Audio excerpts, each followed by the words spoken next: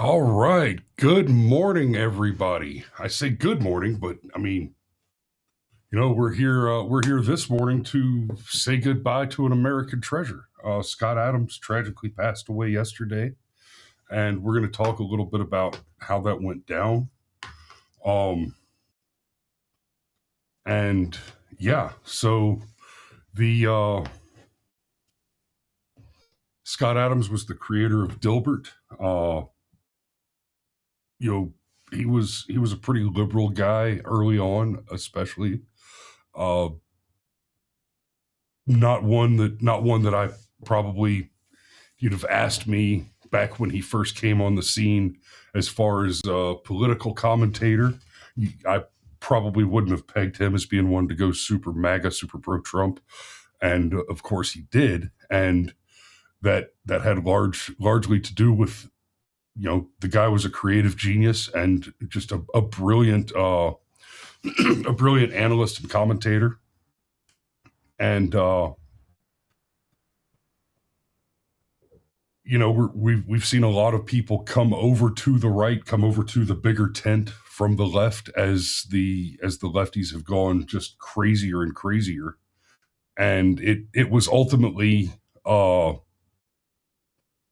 you put a lot of blame for the timing of Scott's passing on Obamacare, on the creation of an ever expanding and grotesque bureaucracy that prevented him from getting health care treatment that he was approved for, had funded, and was essentially just waiting on bureaucrats to schedule it. We'll talk about that in just Cameron a minute. Anderson. But we've got Cameron calling in this morning. Good morning. You're on the air, brother.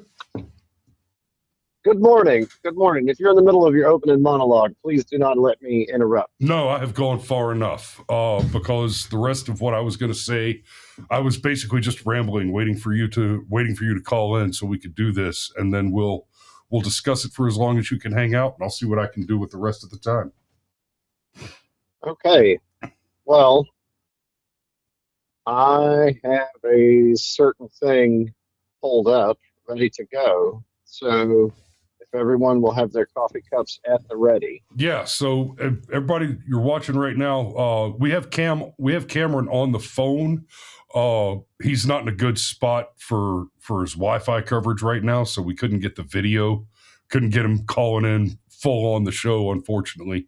I know you guys miss him, and hey, a gift to you. Scott left you guys one valuable, beautiful parting gift, and that's a cameo call in from Camerino. So, and we've got cameo by the cameo. Bear with me just a moment.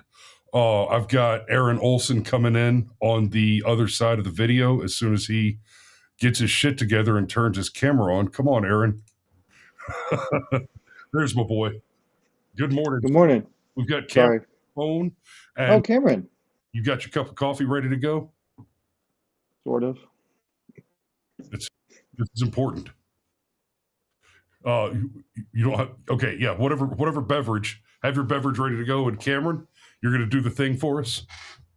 I am going to do the thing because I know why you're here. You're here for the simultaneous sip. All you need is a cup, a mug, or a glass, a tankard, chalice, or stein, a canteen, jug, or flask, a vessel of any kind. Fill it with your favorite liquid. We like coffee.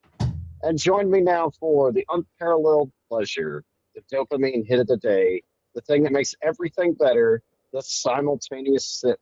And it happens now. Go.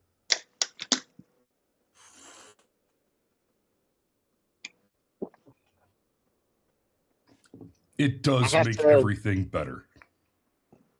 I have to admit, that sip was good, but it was a little bitter. Indeed. In fact, that sip was good. I made it a point to stop and get some limited edition fresh ground Machu Picchu Reserve and get a big giant cup of it just for this occasion. And so I opened a fresh can of chock full of nuts for the occasion. Well, you see, man, but that's a thing that happens like every 3 or 4 days at your house. So It is. It is. I But don't know how today was a good special day to that do it. is. Today was a good day to do it. If Aaron is talking, I cannot hear him. Sometimes when we call in, He hasn't said much, but how you doing this morning, Aaron? I'm doing good. I'm here because Mario asked me to be here today. Hey, Aaron, keep talking because now I'm not sure if I'm getting the feed correctly. Okay. No, Mario called me this morning and asked me to be here instead, so here I am. Can you hear me? No, I got some weirdness going on this side, and Aaron appears to be coming through the monitor or coming through the television instead of the studio monitor for some reason. I feel like that is what I hear as well. Well, that luckily, is unfortunate. I don't know that I can fix that. luckily, I have 3 or 4 minutes of loosely prepared remarks so that I can fill that time while you figure out. Yes, please do. So yeah, Aaron, just let Cameron run his mouth for a minute. Oh, of course. Oh, he's already sounded better yep, for what I it's already worth. fixed it. Yay! But yeah, Cameron, what were you going to say, brother? Well, okay, so Scott Adams, A Life Well Lived. When I say that I have something of a personal connection to this, I don't mean that I knew Scott Adams, we were buddies, or anything like that. But I listened to Scott Adams for years. Started out on Periscope, was one of the early people to say, hey, I think Trump might win. And it might even be a good thing that he wins because he's actually got the whole package. And of course, that's kind of what propelled him into the last phase of his career, being someone who comments in public on current events. But of course, before that, he'd spent years writing Dilbert and spent years writing books. And the book thing is important. Scott Adams had a number of concepts that he expressed over the years that he used to kind of judge the world. He had the Scott Adams law of slow moving disasters, for example, and he said that climate change is one such thing because either it's not as bad as we think it is and we're fine, or it is as bad as we think it is, but because it's a slow moving disaster, we will figure out solutions before it kills us all. He also, and I like the way that he put this, he said there was a difference between wanting a thing and deciding a thing. You can want things all day long, but when you decide a thing, that is when they tend to happen. So, and I'm gonna be very careful, but I'm also going to be candid. Some years ago, I was at the absolute lowest point in my life. And when I say I was at the absolute lowest point in my life, I mean I was going through a divorce that was only getting more bitter by the day. My father had multiple strokes and had a long, slow, humiliating death that actually caused rifts in the family. And then if all that wasn't bad enough, about 24 hours after he died, I found myself in a jail cell in rural county, Georgia, and I was not getting out anytime soon. And I went from being the person who was supposed to give the eulogy at my father's funeral to having to ask the jail special permission if I could watch the live stream of it, even though inmates were not allowed social media access. And I know that there are many, many things that can bring a person to their lowest point. But I know for me, watching your father's funeral on a guard's phone in an isolation cell as he turns his back on you in an effort to give you some semblance of privacy is pretty low. And remember, I knew already I was there for at least a couple of weeks, and it ended up being well over a month. While I was there, a friend sent me a book by Scott Adams, his most popular one, How to Fail at Almost Everything and Still Win Big. And it was written very much in Scott Adams' voice. There was some, it was an enjoyable read. There was some parts that made you chuckle. And he went over everything from how he had spasmodic dysphonia and how he just was not going to let that run his life one way or another, even if he had to have experimental surgery. He was going to talk again one day, period. And he eventually did, as you know.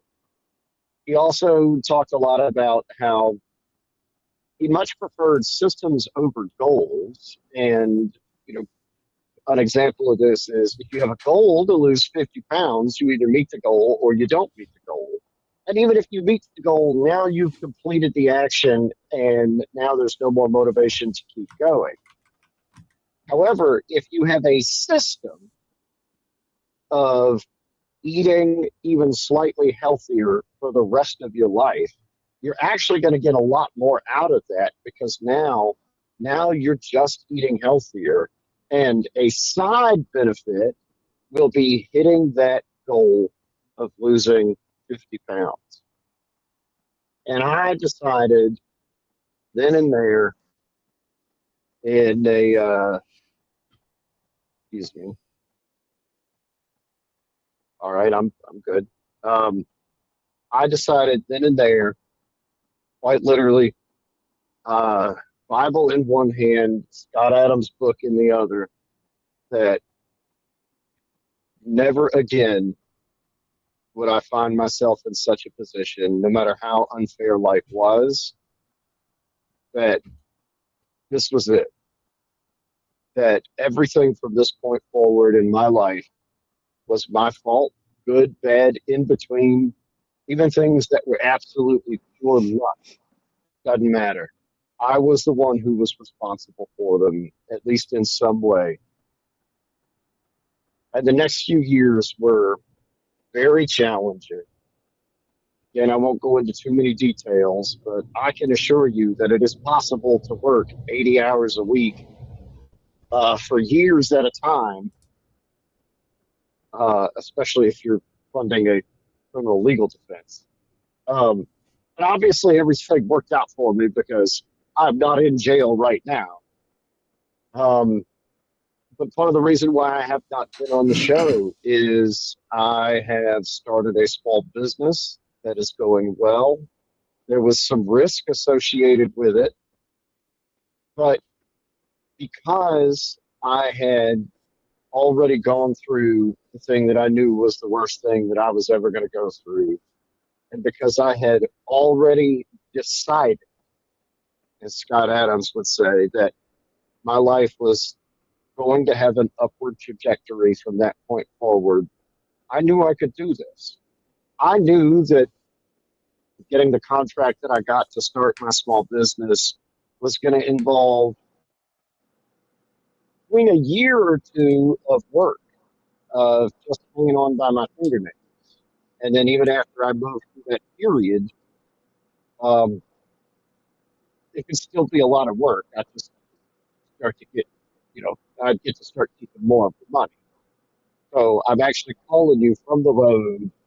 I'm pulled over in a parking lot that I won't describe just to call in. So when I say that this has a bit of a personal connection for me, that is exactly what I mean.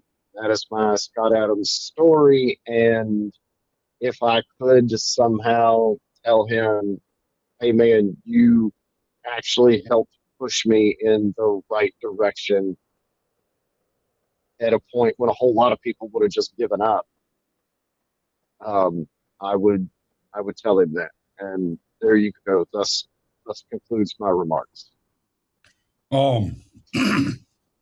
So now that Cameron has set it on air and broached that subject, uh, when he found himself in jail for about a month, a little over a month, and suddenly just wasn't on the show anymore. You know, guys, a lot of you guys kept asking, especially while we were live in the comments, "Hey, man, where's Cameron? Bring back Cameron." And I would say, Cam will be back soon. He's got a lot of stuff going on now. And I've very, very intentionally never mentioned it on air, what happened. And you clearly have not said what actually happened, just that you ended up there for a while, and we'll leave it at that. Buddy, that was a tough spell. But I want to add something. I'm gonna give away just a little bit of your business on air right now, Cameron, and because you mentioned calling from that parking lot in his very nice truck that he was able to buy earlier this year, because he got his shit together and he built a business. And Cameron is a fucking man out there slaying dragons and busy as a squirrel trying to shed a pineapple, absolutely working his ass off all day, every day. And I can't wait for things to level out and get you back on the show. If not full time, at least as frequently as is humanly manageable. And we legitimately miss you. And to you, brother, we salute you as well. Now, Scott Adams. I appreciate it. Absolutely.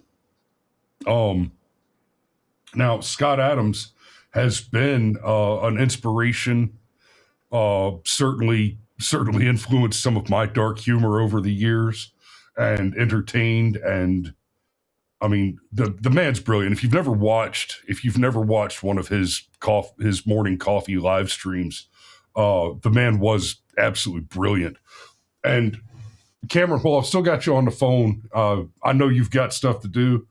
I'd like to keep you around for just a few more minutes. I'm gonna share this article from Boston.com, because there's a thing that happens that I wanna key in on for a minute and talk about.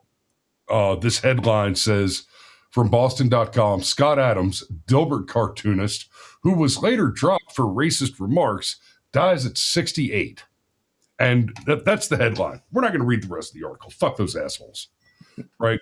Because I want to point something out. This is what Scott Adams did on his live show, right? I remember him talking about, hell, Cameron and I did a show on this one when Scott Adams said, "You need to understand something, guys. The teachers' unions, they're not inconvenient. They're not problematic. They're not merely corrupt. They are your enemy. They hate you and seek to destroy you and aggrandize themselves at your expense. Fuck the teachers' unions. They are your enemy, and they want to hurt your children for profit." The thing that they're criticizing him for in this headline, guys, the man just passed away. Leave him alone. But in particular, the thing they're criticizing him for, the racist remarks, the racist remarks they're referring to is in the middle of the Black Lives Matter insurrection, the riots, burning down cities across America. Scott Adams came out and said, "Hey, the vocal activist Black people of America are telling you that they hate you and they want to kill you. They're not sort of alluding to that. They're not making clever veiled threats. No, they're just straight up saying, we want you to die. You would have to be crazy. You need to just, if you're white in America, you should stay away from Black people. It is all risk, no profit. It's not safe." That's where we're at. And that's what he was saying in 2020. And he was 100% correct, because literally every major city that has a large Black population was seeing riots, was seeing buildings burned to the ground by people who were ostensibly protesting on behalf of murderers and drug dealers and child kidnappers and rapists, right? And that's not just a list that's not just a list of random crimes, by the way. That is one or some combination of those crimes was being committed within the context of the death of literally each and every one of the criminals who were killed by police officers as they resisted and fought cops in the 2020 riot season. Well, it's important to note that this specific situation, part of what Scott Adams was reacting to was self-reported data where a percentage of the black population stated explicitly that they don't like white people. And he just made the observation, hey, don't be around people that don't like you. That's probably not smart. And of course, that was all taken wildly out of context. But, you know, the left do what it do. Always. You know what? Here, I've got the clip. According to this poll, that's a hate group. That's a hate group. And I don't want to have anything to do with them.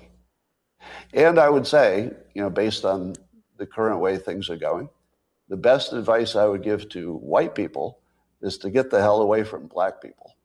Just get the fuck away. Wherever you have to go, just get away. Because there's no fixing this.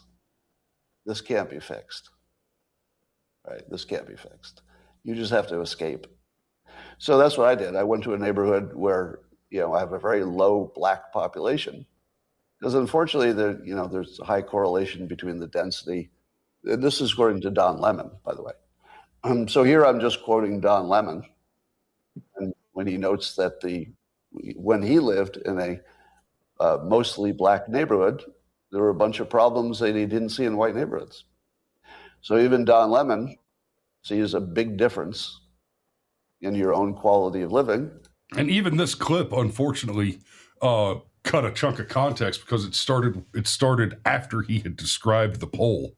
But yeah, Cameron's absolutely right. He was specifically referencing a poll where black people were surveyed and they said, we hate white people. Like a wide majority of them said, we just hate white people and they should die and go away. Like, wow. And then the other thing that he mentioned there, as a leftist, Don Lemon is not the only one. You know, Dave Chappelle has done whole comedy routines about this. It's like when a black man gets a little money in his pocket, the first thing he wants to do is move away from the black neighborhood. Right? And I don't want to let this show become a whole referendum on race relations and everything, but I wanted to point out that it is the case that there are some of these articles that are coming out. They just have to twist the knife, and it infuriates me to see that happen. Scott Adams was rock solid, and he will absolutely be missed. Was he saying that as a leftist? I'm not sure. Can you hear me? Yeah, I can. Okay. No, it wouldn't be fair to say that he was a leftist. Is he more of a liberal Scott Adams type? was pretty liberal early on, but by the time when Trump came down the escalator, Scott Adams basically started with, "Hey, you know what? There's a lot on the left that I can agree with, but they've lost their damn minds on so many things that Donald Trump is the correct answer." And he did a great breakdown. I mean, the man was a comic book artist, right? Let me tell you something about comedians. They understand language. A good comedian, if somebody's funny, you don't be substantially funny without having a real grasp on the language in which you're telling jokes. Right? Like, I mean, it's literally, if you're learning a foreign language to conduct operations for the US government, part of the test to determine your competency is what's called the OPI, the oral proficiency interview, where you are sat in a room with a couple of native language people whose native language is the language you're trying to learn. And one of the things that they're grading you on is whether or not your grasp on the language is sufficient to crack a few basic jokes and get a chuckle here and there. Like when I did my OPI in Korean, I prepared a diatribe comparing myself to Bert from Sesame Street based on the eyebrow, because I knew I needed a couple of laughs. I needed to show I can competently produce humor in your foreign language in order to prove that I had a solid professional grasp on the language. So I told some jokes about my one eyebrow. I told some jokes about my wife being a foot shorter than me and in the Navy. I told some jokes. Koreans are notoriously racist, so I told some jokes about coming from somewhere around Metro Atlanta, and some things related to that I knew the Koreans would find funny. Jokes that would probably have gotten me thrown out of the Army if I was still active duty a year ago. But if I was still active duty before Pete Hegseth, my oral interview would have probably got me ejected. But his grasp on language is powerful. And one of the things that he did in 2016 that I thought was brilliant was he did a breakdown of the way that Trump uses language and how that was going to win him the election, because he was communicating effectively to a larger number of people. Famously, Ben Carson got up on the debate stage with Trump, and Carson went full wonk, deep details. Ben Carson is a genius. Isn't he a brain surgeon? He understands the complex international diplomacy questions that he was answering, the complex economic questions he was answering, the medical benefits questions he was answering. He brought the numbers. He knew the stats. He knew his shit. And it bored the average voter to tears. Yeah. I found it fascinating because, holy shit, I've got a guy up here that wants to be the president and knows things. Isn't just a stuffed suit socialist like Obama. That's worth voting for, right? But Trump had two things that I was really on board for coming into the office. One, I didn't want to vote for a black man for president following Obama, because I was not because I care what color the president is. I was concerned, and this still concerns me. And we saw it with the anointment of Kamala Harris, that if you follow up a black Democrat president with a black Republican president, then you have forever lost the country, because the argument will never again be about competence. The argument will only ever be which party has the most victim points in their candidate, right? Yeah. It would no longer be this black guy is more competent than this black guy. It would simply be this guy is blacker than this guy. Mm-hmm. And then it would be this guy is gayer and this guy is transer and this chick has more dicks than this guy does. And that was my concern with Carson and with Herman Cain, frankly. I had that conversation with Herman Cain on air right after he dropped out of his primary. As much as I loved Herman Cain, and I tell you, Herman was a big boy and a hugger. But that's the one primary speech I was very concerned about following Obama up with a black Republican for that reason, because I was worried about the I guess you call it the tar ball instead of the snowball effect. I understand. Sergeant Major Chris, points out identity politics is still the most powerful talking point for the left. That is correct. Cameron, I'm sorry, I just talked right over you, and I imagined that you were about to say you got shit to do. We got to get rolling. Well, I was just gonna say, before I go, are there any comments you would like for the three of us to address? Because I can't see the comments. Pitt Danny said it's a cold, hard truth that the black community must deal with, in reference to our commentary earlier about black men moving out of black communities. Yeah, that's, honestly, I'd like to go and interview some black men who have moved out of the communities and ask them questions about why do you leave the community instead of instead of investing your resources into improving it. And I suspect I know what some of those answers are going to be. The crabs in a barrel is what I've heard. Yeah. Whenever people have talked about it on YouTube. Yeah. But no, I don't think we don't really have any comments that I think spark a larger discussion. Just there's the ones where they're congratulating a lot of Cameron well for making wishing. it through. But I do want to make sure that I read some of these other ones, specifically to you, Cameron. Oh, excuse me. Specifically to you, Cameron. While we've got you here, of course, Maul Wilbanks starts us off with Cam voice cameo! Exclamation point.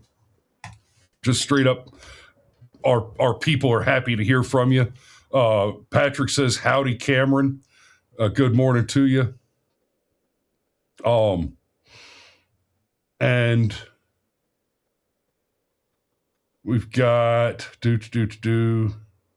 Cameron asked when you were talking about getting special coffee this morning, Patrick said, no Kopi Loak, Cameron?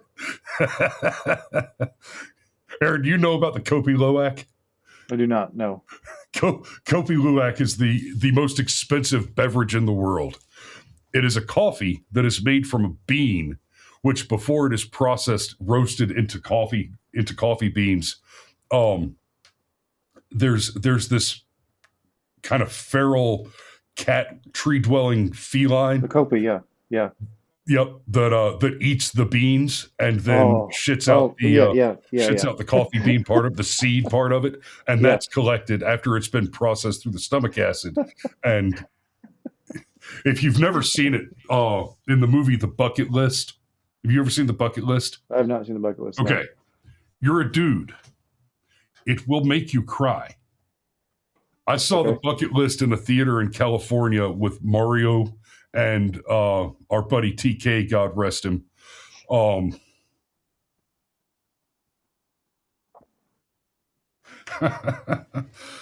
We got to the end of the movie, and I'm sitting between these two grown-ass, steely-eyed, war-fighting, killing machines, crying like a little bitch, snot running out of my nose. And then next to me, I hear Mario sniffling on my right, and I hear TK sniffling on my left. And TK says, I'm not crying, bitch, you're crying.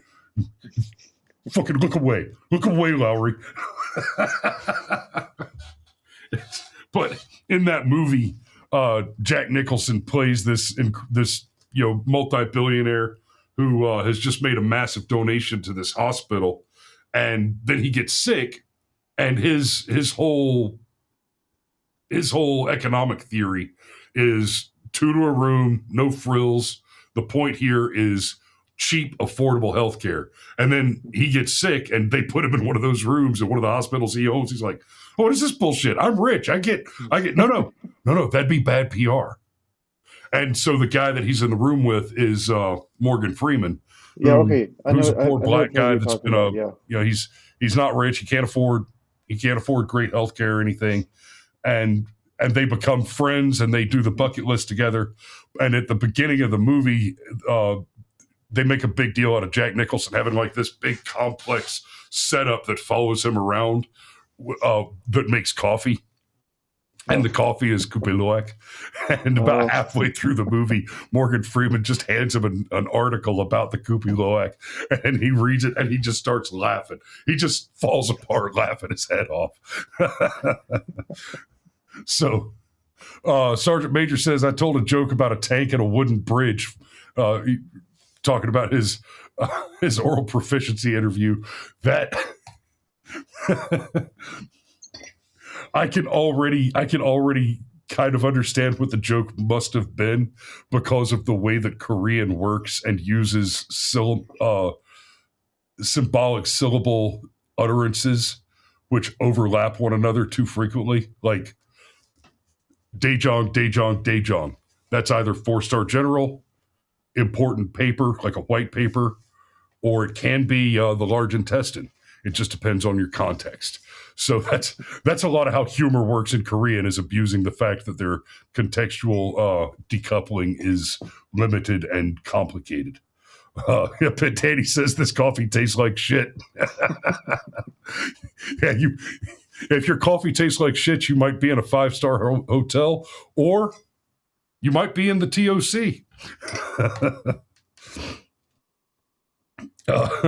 Kate says bee vomit is my limit. Nothing past that. Yeah, I do. I also like a bit of honey in my coffee from time to time. And then Sergeant Major said he's proud of you and loves you. And Pitt Danny says you need to check in at least once a week.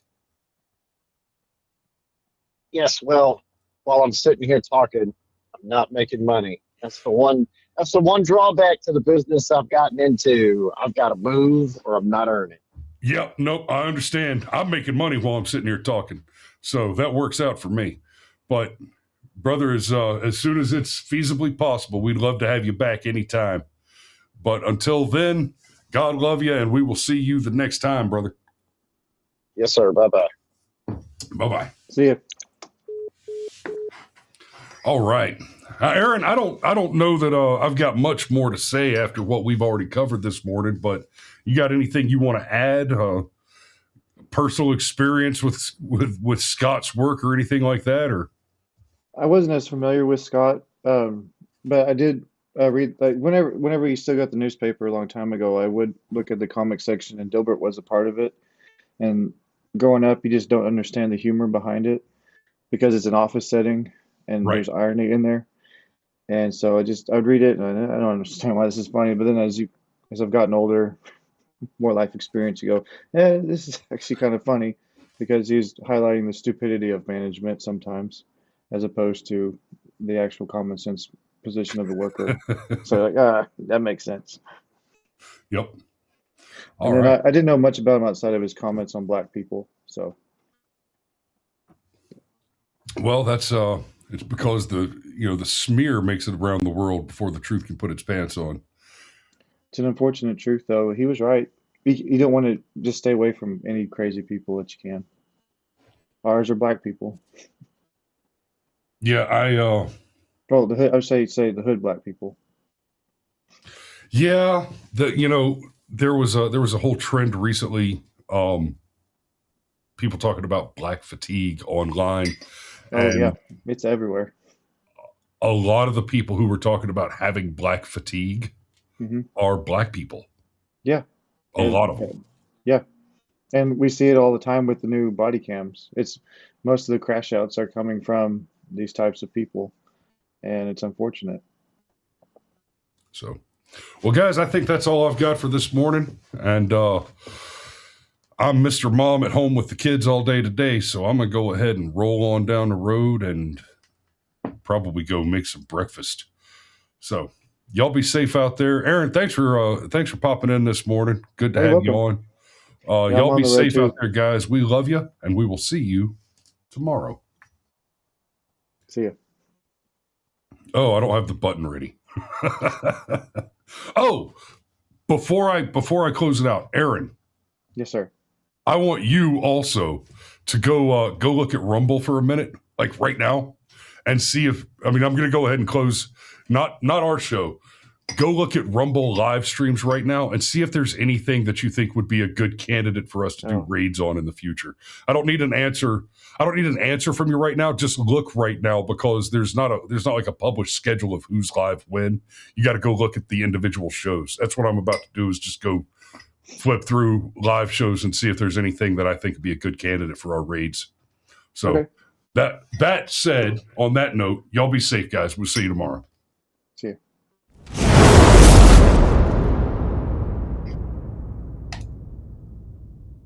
I got to remember to hit the background switch and the end stream button and everything now, because yesterday I forgot to do that stuff, and I was live after the end scroll for like 6 minutes. I looked at I was just sitting here typing and working and like, oh shit, oh hey guys.